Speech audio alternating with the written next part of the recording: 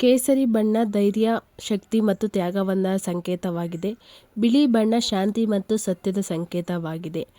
ಹಸಿರು ಬಣ್ಣ ಭೂಮಿಯ ಫಲವತ್ತತೆ ಮತ್ತು ಬೆಳವಣಿಗೆಯನ್ನು ಸಮೃದ್ಧಿಯಾಗಿ ಸಂಕೇತವಾಗಿದೆ.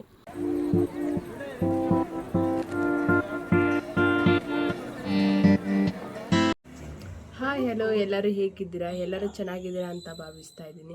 Welcome to my YouTube channel. ಯಾರೆಲ್ಲ ನನ್ನ ಚಾನಲ್ನ ನೋಡ್ತಾ ಇದ್ದೀರೋ ಹಾಗೆ ಲೈಕ್ ಮಾಡಿ ಆ್ಯಂಡ್ ಸಬ್ಸ್ಕ್ರೈಬ್ ಮಾಡ್ಕೊಳ್ಳಿ. ಹೊಸ video. I love my India. ಇವತ್ತು ಟಾಪಿಕ್ ನಮ್ಮ ರಾಷ್ಟ್ರಧ್ವಜ ತ್ರಿವರ್ಣ ಧ್ವಜವಾಗಿದ್ದು, ಇದು ಭಾರತದ ರಾಷ್ಟ್ರಧ್ವಜವನ್ನು ತ್ರಿವರ್ಣ ಎಂದು ಕರೆಯಲಾಗುತ್ತದೆ. ಇದನ್ನು 22 ಜುಲೈ 1947ರಂದು ಸಂವಿಧಾನದ ಸಭೆ ಅಂಗೀಕರಿಸಲಾಯಿತು. ಕೇಸರಿ ಬಣ್ಣ ಬಂದು ಧೈರ್ಯ ಮತ್ತು ಶಕ್ತಿ ತ್ಯಾಗವನ್ನ ಸಂಕೇತವಾಗಿದೆ. ಕೇಸರಿ. ಬಿಳಿ ಬಣ್ಣ ಬಂದು ಶಾಂತಿ ಮತ್ತು ಸತ್ಯದ ಸಂಕೇತವಾಗಿದೆ. ಶಾಂತಿ ಅಂದರೆ ಶಾಂತವಾಗಿರೋದು ಮತ್ತು ಸತ್ಯವನ್ನು ನುಡಿಯೋದು, ಅದ್ರವಾಗಿ ಪರ ನಿಂತಿರುತ್ತೆ. ಹಸಿರು ಬಣ್ಣ ಬಂದು ಭೂಮಿಯ ಫಲವತ್ತತೆ, ಭೂಮಿಯ ಆಕಾರ ಇರ್ಬೋದು, ಭೂಮಿಯ ಫಲವತ್ತತೆ, ಭೂಮಿಯಲ್ಲಿ ಏನೇನು ಬೆಳಿತೀವೋ ಅದ್ರ ಬಗ್ಗೆ ಸೂಚಿಸುತ್ತದೆ. ಬೆಳವಣಿಗೆ ಮತ್ತು ಸಮೃದ್ಧಿಯ ಸಂಕೇತವಾಗಿದೆ. ಇವಾಗ ಆಲ್ಮೋಸ್ಟ್ ಭೂಮಿಯಿಂದ ನಮಗೆ ಏನು ಬೇಕೋ ಹಸಿರು ಗ್ರೀನ್ ಬಂದ್ಬಿಟ್ಟು ಆಹಾರದಿಂದ ಹಿಡ್ದು ಆಲ್ಮೋಸ್ಟ್ ಎಲ್ಲರಿಗೂ ಹೆಲ್ಪ್ಫುಲ್ ಆಗಿದೆ. ಅದು ಮಾತ್ರ ತುಂಬ ಮುಖ್ಯವಾದದ್ದು.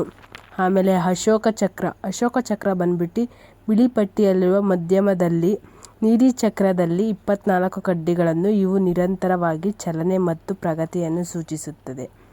24 ಕಡ್ಡಿ ಗೀರ್ ಥರ ಇರುತ್ತೆ, ಅದರ ಚಲನೆ ಬಗ್ಗೆ ಸೂಚಿಸುತ್ತದೆ. ನಮ್ಮ ತ್ರಿವರ್ಣ ಧ್ವಜವು ಭಾರತದ ಸ್ವಾತಂತ್ರ್ಯ, ಏಕತೆ ಮತ್ತು ಗೌರವ ಮತ್ತು ದೇಶಭಕ್ತಿಯನ್ನು ಸೂಚಿಸುತ್ತದೆ. ಇದು ಮೇನ್ ಇಂಪಾರ್ಟೆಂಟ್ ಆಗಿರುತ್ತೆ ಗೈಸ್. ಹಾಗೆ ನಮ್ಮ ಭಾರತಕ್ಕೆ ಎಷ್ಟು ಜನ ಹೋರಾಟಗಾರರು ಹೋರಾಡಿದ್ದಾರೆ ಸ್ವಾತಂತ್ರ್ಯಕ್ಕಾಗಿ, ಅದು ಬಂದು ನಮಗೆ ಮರೆಯೋಕ್ಕಾಗದಿದ್ದು ಮೂಮೆಂಟು. ಅದು ಬಂದು 80ನೇ ಸ್ವಾತಂತ್ರ್ಯ ದಿನಾಚರಣೆ. ಶುಭಾಶಯಗಳು ಎಲ್ಲರಿಗೂ.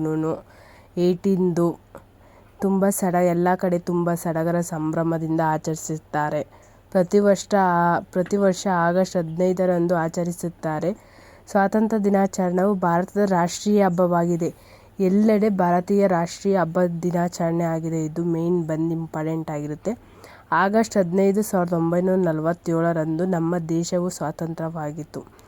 ಇದು ಮೇನ್, ಇದೆಲ್ಲರಿಗೂ ಗೊತ್ತಿರುತ್ತೆ. ಆಗಸ್ಟ್ 15, 1947 ನಮಗೆ ಸ್ವಾತಂತ್ರ್ಯ ಸಿಕ್ಕಿದ್ದು ಅಂತ. ಆದರೆ ನಾವು ನಮ್ಮ ವೀರ ಸ್ವಾತಂತ್ರ್ಯ ಹೋರಾಟಕ್ಕಾಗಿ ಗೌರವ ನೀಡಬೇಕು. ಅದು ಎಲ್ಲರಿಗೂ ಮೇನ್ ಇಂಪಾರ್ಟೆಂಟ್ ಆಗಿರುತ್ತೆ. ಎಲ್ಲರೂ ಆ ಥರ ಮಾಡಿದ್ರೆ ಚೆಂದ ಇರುತ್ತೆ ಅಲ್ಲ. ನಮಗೆ ನಮ್ಮ ದೇಶ ಎಂದಾಗಿ ತುಂಬ ಗೌರವ ಎಂದು ತಿಳಿಸುತ್ತೇನೆ.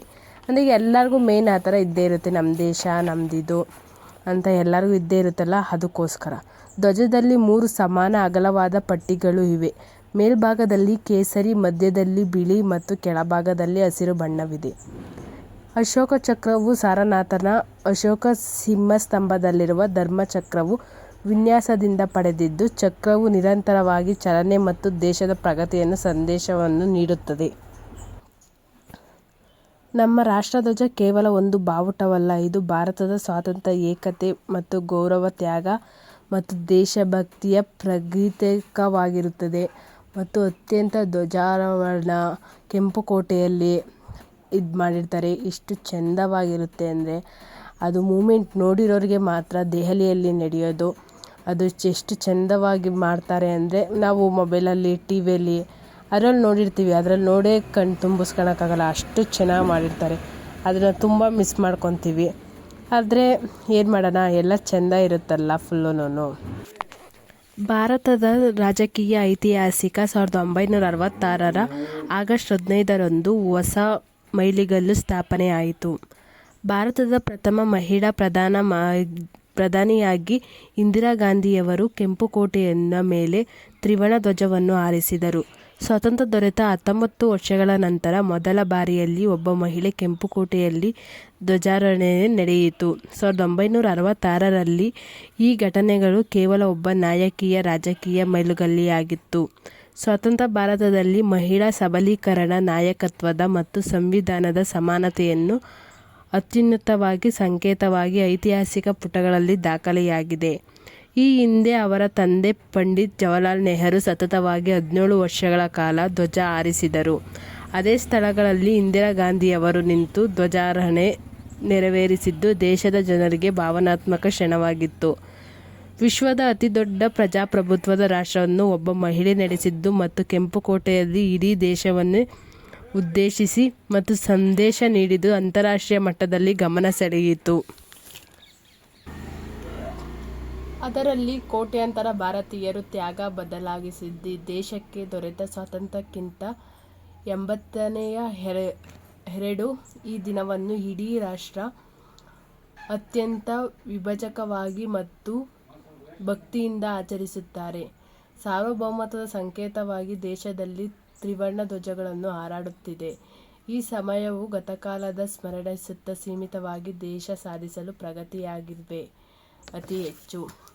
Okay, thank you guys. Next ವಿಡಿಯೋದಲ್ಲಿ ಸಿಗೋಣ. ಹಾಗೆ ಹೊಸಬ್ರು ನೋಡ್ತಿದ್ರೆ ಹಾಗೆ ಲೈಕ್ ಮಾಡಿ ಆ್ಯಂಡ್ ಸಬ್ಸ್ಕ್ರೈಬ್ ಮಾಡ್ಕೊಳ್ಳಿ. Thank you all.